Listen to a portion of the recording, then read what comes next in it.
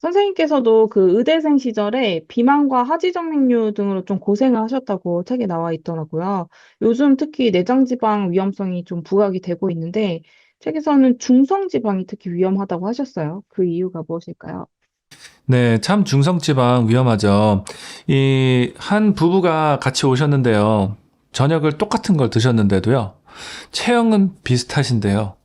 중성지방은 한 분은 높으셨고 한 분은 정상이셨어요. 이게 중성지방도 식사 후에 쭉 오르고 내려가는 거 아셨는지요?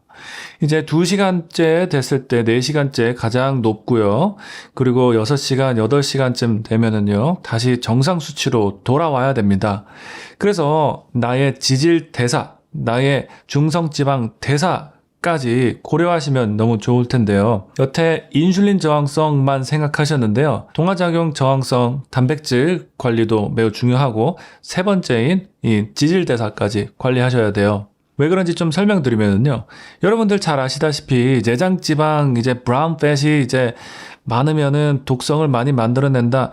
그런 것들 다 사실이고요. 이제 트랜스 지방, 포화 지방, 불포화 지방 이런 것들을 섭취를 하고 나서요. 몸이 해소를 해야 됩니다. 내가 어떤 지방을 골라 먹는 것도 중요하긴 하지만은요. 이런 숙제들이 몸에 주어졌을 때 해소를 못하는 게 얼마나 멋이 없어요.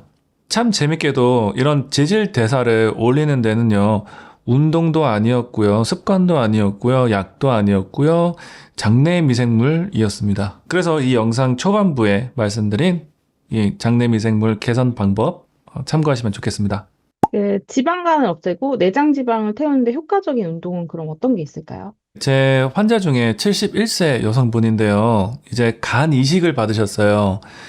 왜냐면은 지방간 때문에 간암이 생기셔서 그랬어요. 그 정도로 이제 내장 지방, 간도 이제 내장의 일부 중에 하나잖아요.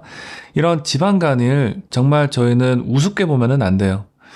예전에 90년대, 2000년대에는 저희가 간 수치 정상 범위를요, 높게 잡았었는데요. 저희가 일부러 낮췄습니다.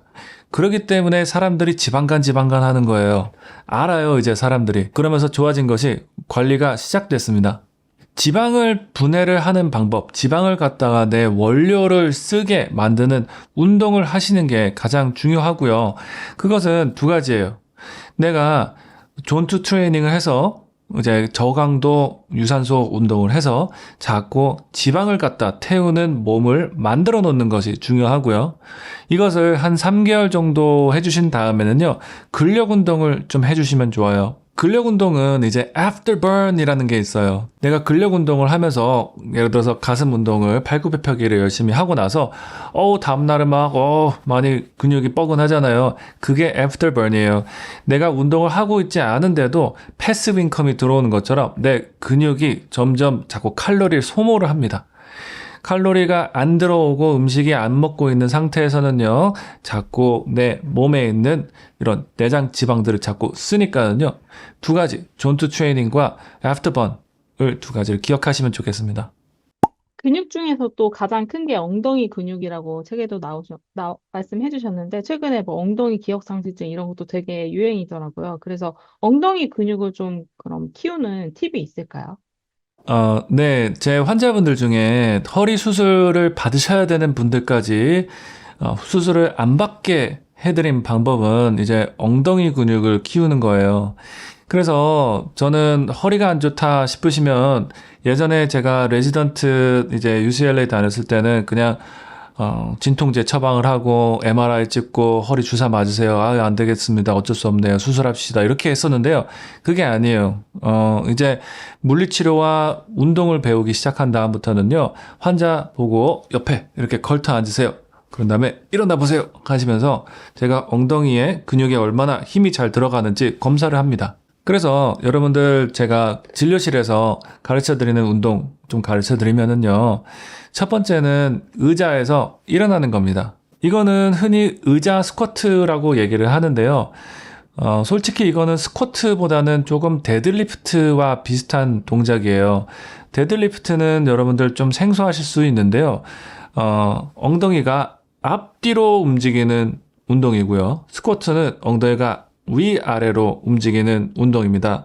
앞뒤로 움직이면서요. 엉덩이를 앞으로 쫙 내뿜게 되면은요. 엉덩이 근육이 쫙 조이게 돼요. 그런 것처럼 내가 앉았다가 일어나면서 엉덩이를 앞으로 쭉 조여야 돼요. 앉았다가 쭉 조이게 되면은 엉덩이 대둔근을 활성화할 수 있게 되고요. 두 번째, 이렇게 시간 내서 하실 시간이 없으면은요. 양치 하시고 끝나고 내가 서 있는 상태에서 한 발은 지지를 하면서 다른 쪽 발은 뒤로 쭉 곧바로 뻗으세요. 그러면은 엉덩이에 대둔근에 힘이 들어가는 게 느껴지실 거고요. 거기서 살짝 발을 외회전까지 하시면은 같이 엉덩이 대둔근에 더 힘이 들어갑니다. 세 번째 운동은요, 런지입니다. 이제 다리를 앞뒤로 발을 해놓는 거고요. 이 상태에서 밑으로 내려갔다, 올라왔다, 내려갔다, 올라왔다 라고 생각하시면 쉬워요. 이제 런지가 중요한 이유는요, 스쿼트와 비슷하지만 한쪽 엉덩이씩만 운동을 합니다. 대부분 양쪽 근육을 동시에 사용하는 그런 동작을 취하게 되면은요, 더 강한 쪽이 더 발달이 되고, 안 곳이 점점 퇴보가 되기 때문에요, 따로따로 운동을 해주시는 게 좋고요. 그런 경우에는 런지 운동이 특효입니다.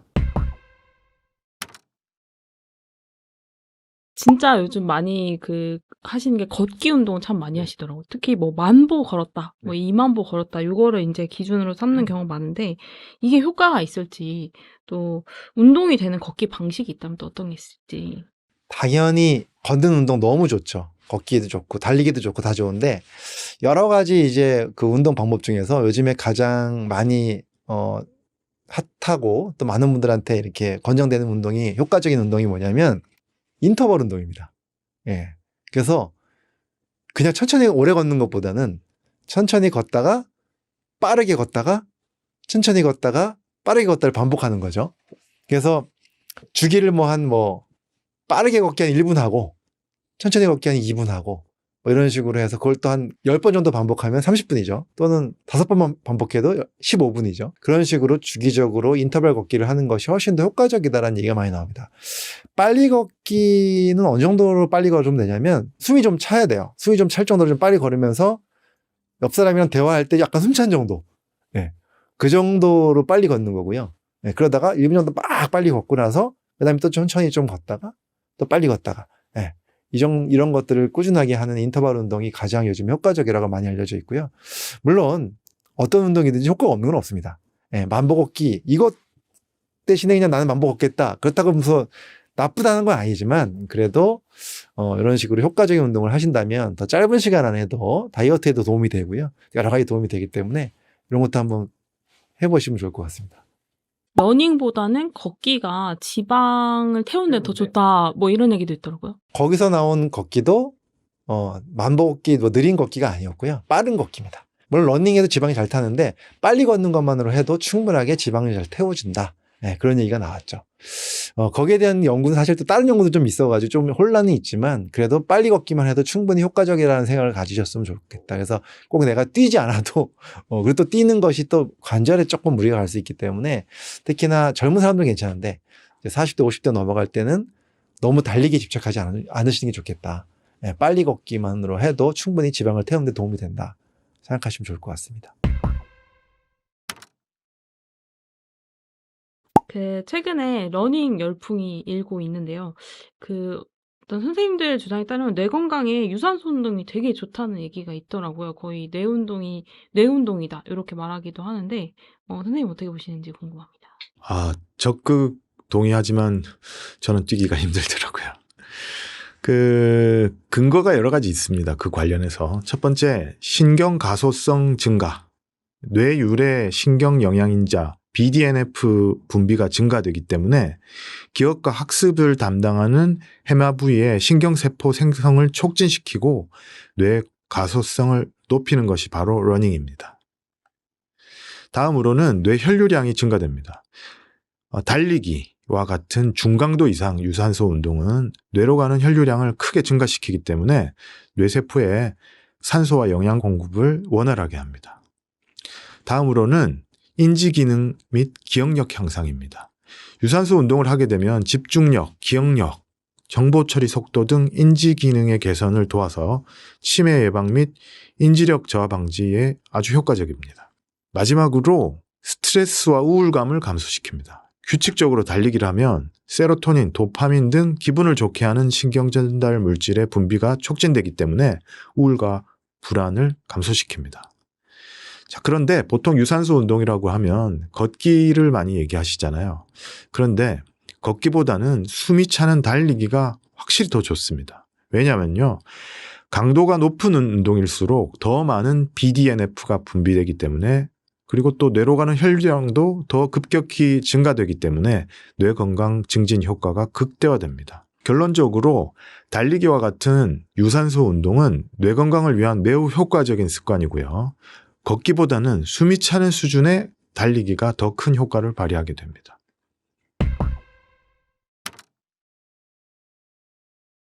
지난번에 그 맨발 걷기 위험성을 말씀해 주신 영상도 반응도가 되게 좋았는데 맨발 걷기 위험성에 대해서 다시 한번 또 말씀해 주시면 좋을 것 같습니다. 제가 맨발 걷기를 반대하는 이유는 맨발 걷기로 얻을 수 있는 거의 대부분의 효과를 신발을 신고도 얻을 수 있기 때문이고요. 신발을 신지 않았을 때 여러 가지 위험이 나타날 수 있기 때문에 말씀을 드렸던 겁니다. 누구나 생각할 수 있다시피 맨발로 걸었을 경우에는 상처 및 감염 위험이 증가하게 됩니다. 땅에는 당연히 돌이라든지 유리조각이라든지 날카로운 물체가 있을 수 있기 때문에 그걸 밟아서 발에 상처가 생길 수도 있고, 이 상처 부위를 통해서 세균이 침투해서 감염될 수 있습니다. 특히나 맨발 걷기 하는 분들 중에 당뇨 환자들이 많거든요. 그런데 당뇨 환자들일 경우에는 감각이 무디고 자기 상처가 났을 때 인지를 못할 수도 있고요. 상처가 잘 낫지 않는 경향이 있기 때문에 특히나 더 조심하셔야 됩니다. 다음으로는 족저근막염 등의 발 건강 문제인데요. 단단하거나 울퉁불퉁한 바닥을 오랫동안 맨발로 걸으면 발의 아치를 지탱하는 족저근막에 과도한 스트레스가 가면서 족저근막염이 악화된다거나 발 뒤꿈치의 통증이 더 심해질 수가 있습니다. 자, 다음으로는 근골격계 전반적으로 봤을 때 관절이나 척추의 부담이 증가되게 됩니다. 맨발로 딱딱한 표면을 걸으면 충격 흡수가 제대로 되지 않기 때문에 무릎이나 척추 등에 부담을 더 많이 주게 되고요. 특히나 평소 운동을 잘 하지 않던 분들은 더 심해질 수가 있습니다. 맨발 걷기보다 더 좋은 운동들이 많거든요. 앞서 말씀드렸다시피 짧은 시간이라도 숨이 차도록 빠르게 달리는 것이 좋습니다. 빠르게 달리는 걸 막 마라톤 하듯이 몇 시간씩 하라는 게 아니라요. 단 5분이라도 걷기보다는 빠르게 달려서 숨이 헐떡거려져야 운동이 꽤 효과가 있습니다. 강도가 높은 운동일수록 더 많은 뇌유래 신경 영양인자 BDNF가 분비가 많이 됩니다. 뇌 혈류량도 많아지고요. 그래야지 뇌 건강에 효과가 있습니다. 그런데 저는 유산소 운동보다도 오히려 근력 운동을 더 강조하고 있습니다. 보통 근력 운동보다 유산소 운동 이야기가 많이 나오는데 굳이 근력 운동 이야기를 많이 하는 이유는요. 고령자들은 근력 운동하기가 쉽지 않기 때문에 근력 운동을 거의 안 하게 되기 때문입니다. 고령자일수록 그렇기 때문에 근력 운동을 기본적으로 꼭 하셔야 됩니다. 근력 운동을 하게 되면요, 당연히 뇌 기능이 향상될 수 있습니다. 근력 운동으로도 뇌 혈류가 증가하고 BDNF가 많이 분비가 됩니다. 자, 이런 것들은 뇌세포, 신경세포 성장, 재생, 촉진하고 기억력, 집중력, 인지기능 전반을 개선시킬 수가 있습니다. 고령자들이 제일 걱정하시는 치매 예방 효과도 있습니다. 지속적으로 근력 운동을 하면요, 인지기능 저하가 지연되고 알츠하이머 같은 치매 위험을 낮추는 것으로 알려져 있습니다. 이것은 근력 운동이 뇌 내의 염증 반응을 떨어뜨리고 뇌 구조적 노화를 늦추는 데 도움을 주기 때문입니다. 근력 운동은 스트레스 및 우울증 완화에도 도움이 됩니다. 신경 전달 물질인 세로토닌, 도파민 분비를 촉진해서 스트레스, 불안감, 우울감 낮추는 효과가 있습니다. 장기적으로 정신건강과 정서적 안정성 향상에도 도움이 됩니다. 수면의 질도 개선이 됩니다. 규칙적으로 근력 운동을 하면 깊은 수면을 유도해서 수면의 질을 개선하게 됩니다. 양질의 수면은 뇌 건강에 당연히 필수적이고요. 인지 기능과 집중력 회복에 중요한 역할을 하게 됩니다. 뇌의 노화 속도도 지연시킵니다. 나이가 들수록 점점 뇌가 쪼그라들고 기능이 떨어지지만요. 꾸준히 근력 운동을 하면 뇌 위축을 줄이고 해마 부위와 같은 기억력 관련 부위 건강을 유지하는 데 도움을 줄 수가 있습니다. 균형 감각, 협응력이 향상됩니다. 운동 협응 능력이 강화되면요. 뇌의 소뇌와 운동 피질 영역이 활성화됩니다. 이는 인지적 유연성 증가와 전반적인 신경계 건강에 긍정적인 영향을 줍니다. 자, 그리고 근력 운동을 꼭 하셔야 되는 이유는 기본적인 근력이 있어야 걷기든 달리기든 할 수가 있기 때문입니다. 너무 당연한 건데 근력 운동을 다들 빠뜨리고 있으세요.